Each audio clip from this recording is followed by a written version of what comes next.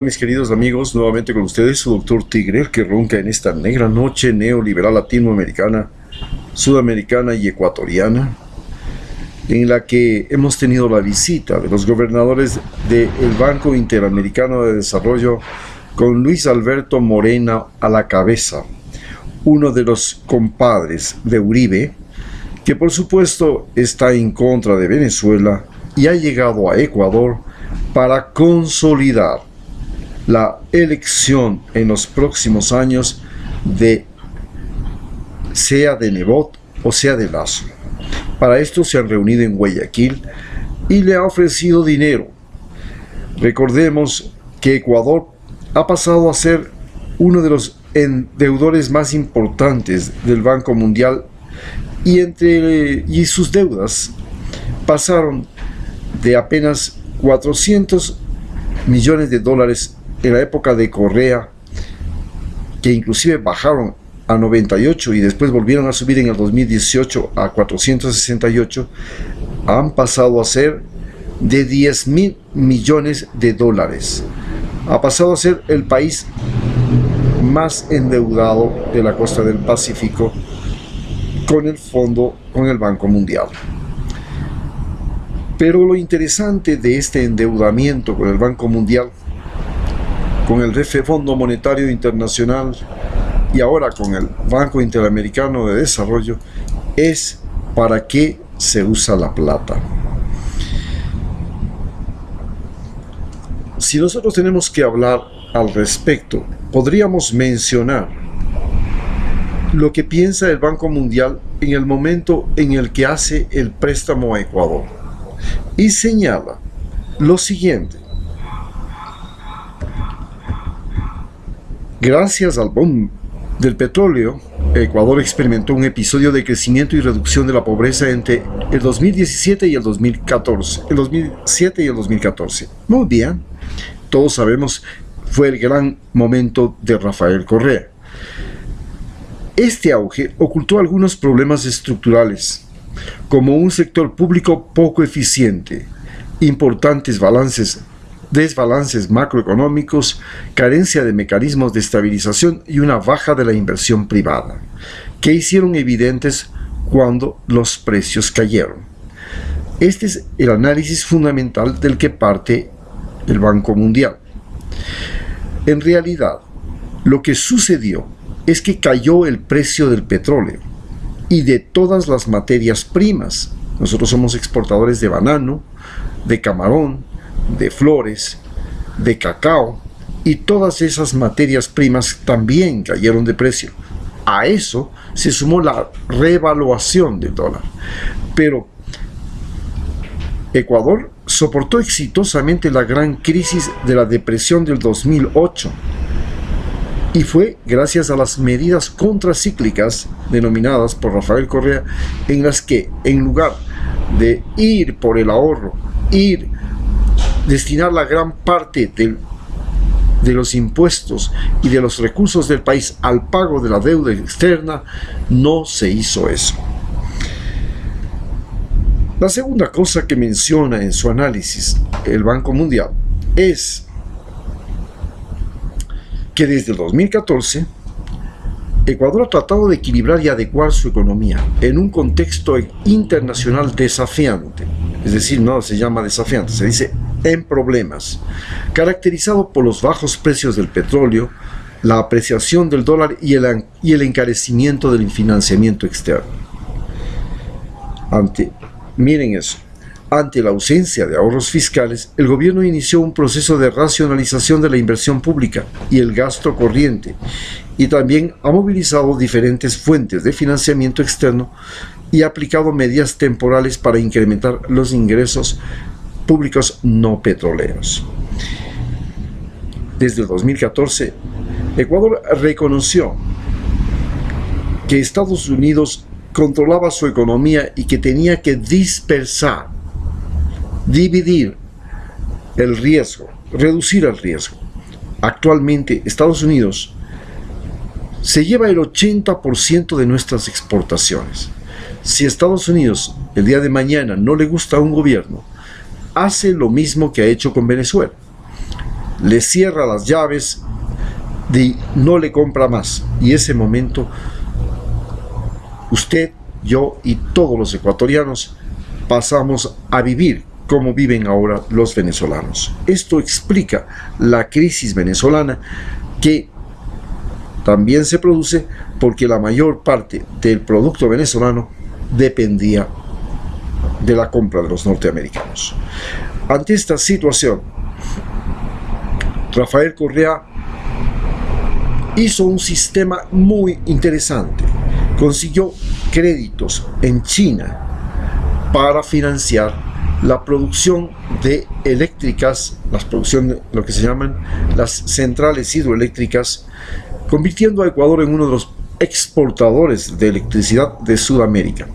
Pero no solamente eso, sino que además, también gracias a recursos de China, logró crear los multipropósitos. Pero ¿qué diferencia había entre un gasto, entre un crédito de China y un crédito que le ofrecía el Banco Mundial, el Fondo Monetario Internacional y los países extranjeros, Estados Unidos? Está en que en los préstamos que hace Ecuador con China, inclusive por ejemplo para la refinería del Pacífico, el acuerdo está en que una vez que se genera energía eléctrica, se generan productos petroleros, se generan riqueza, sean productos o servicios, es decir, bienes tangibles o intangibles, China solamente coge un porcentaje de eso que se produce. Mientras que cuando nosotros cogemos y le decimos a las compañías petroleras que le vamos a pagar una cantidad de dólares por cada barril de petróleo que nos den sacando, el día que el precio del petróleo cae, nosotros tenemos que pagarles a las compañías petroleras por el costo de sacar y de extraer ese petróleo, y lo tenemos que hacer sacando recursos que no tenemos, recursos de otras exportaciones, de los impuestos, etcétera, etcétera, como sucedió cuando el precio del petróleo cayó a 16 dólares y el costo de extraer el petróleo ecuatoriano significaba más de 20 dólares para las compañías extranjeras que sacaban petróleo en Ecuador. Ante esta situación, a Estados Unidos le incomodó mucho que Ecuador dejara de ser un país estrictamente dependiente de él, porque es un país, como ustedes y yo sabemos, del patio trasero. Ante esta situación, Estados Unidos toma medidas y consigue, mediante la traición de Lenin Moreno, volver al corral a Ecuador. Y no solamente que lo vuelve al corral de los países del patio trasero, que, como vuelvo a repetir, son los países que dependen, que son los mayores proveedores de materia prima y mano de obra barata de Estados Unidos.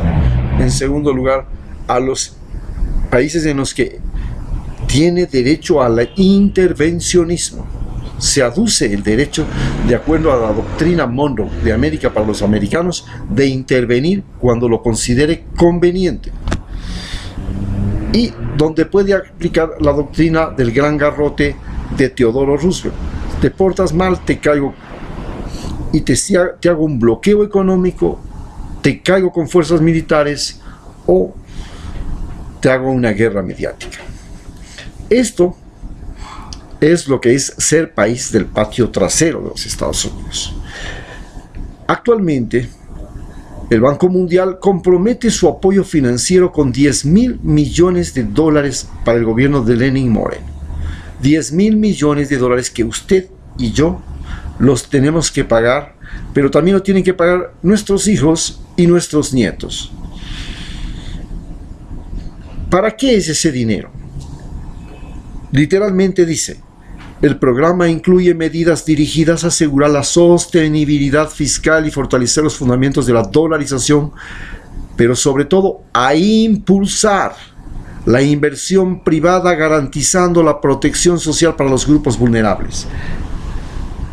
Lo más importante es que le prestan 10.000 millones al Ecuador para impulsar las ganancias de los más ricos.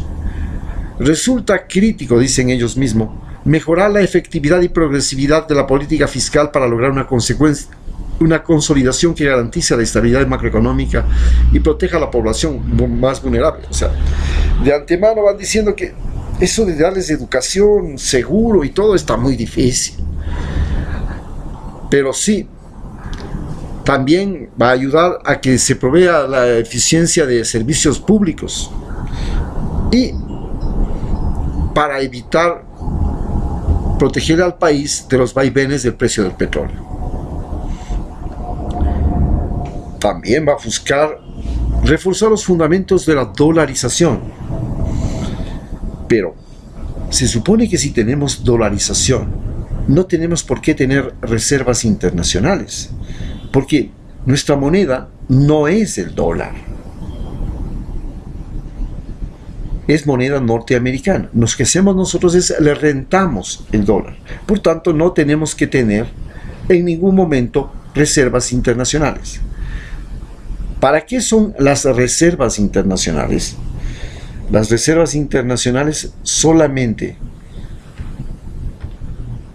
nos la piden para garantizarles que les vamos a pagar si es que nosotros por X, Y, Z tenemos una crisis como la crisis producida por el terremoto, una caída de los precios internacionales de nuestros productos o cualquier otra circunstancia, como por ejemplo un cambio de gobierno que ya no quiera seguir las normas del Banco Mundial.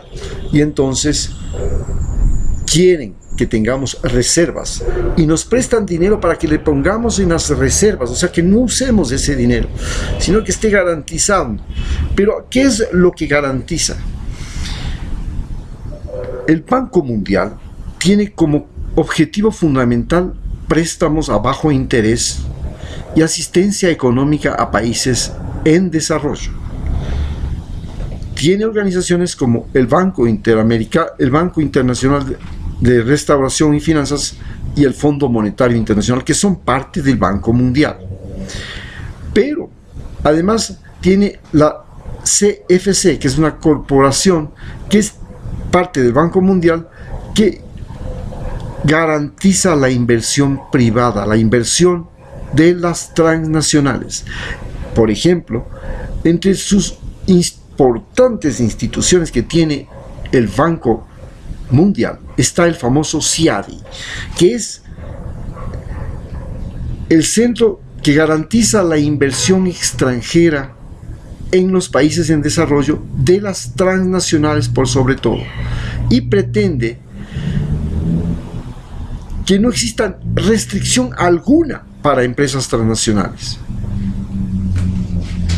Y cuando existe cualquier inconveniente con cualquier gobierno que le haga una violación a los acuerdos para que la empresa transnacional se beneficie de ese país, entra a este centro internacional para resolver desacuerdos entre países.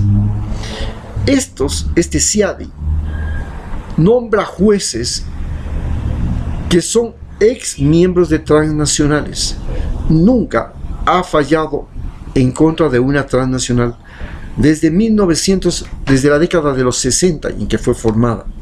Y es gracias a este CIADI que en pleno terremoto nos vimos obligados a pagar más de 1.200 millones de dólares a compañías petroleras que se aprovechaban de nuestra gran crisis por el terremoto y en lugar de aportar y ayudar, nos succionaron dinero. Esto es parte del endeudamiento que hemos caído. Y como vuelvo a decir, es un endeudamiento para fortalecer, y aquí lo dice la cláusula estrictamente, considerando la importancia de la inversión privada, el gobierno se ha propuesto incentivarla para mejorar la competitividad y la creación de empleos, en un contexto en que la inversión pública no podrá continuar siendo el motor del crecimiento de Ecuador. Vuelvo a repetir, el Banco Mundial nos presta 10.000 millones de dólares. Bajo esta condición, no podrá el gobierno ecuatoriano seguir utilizando ese dinero, o sea, la inversión pública, como motor de crecimiento. ¿Qué les parece? Y así nos prestan bajo esa condición. Es una de las cláusulas importantes del acuerdo con el Banco Mundial y el Fondo Monetario Internacional.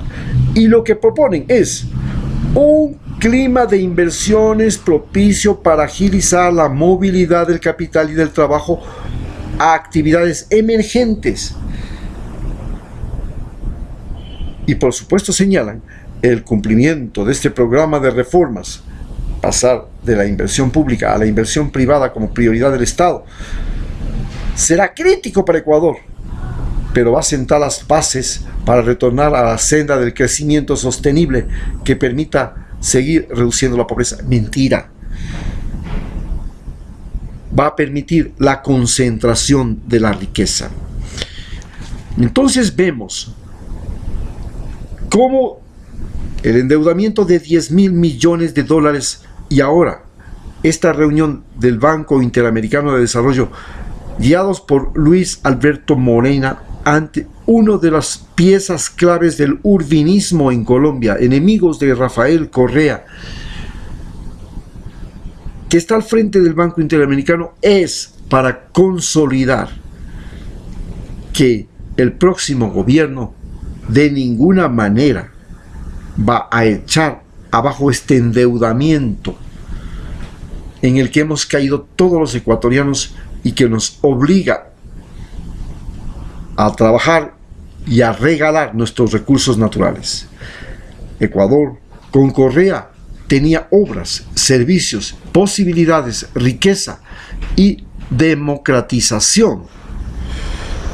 Con Lenín Moreno,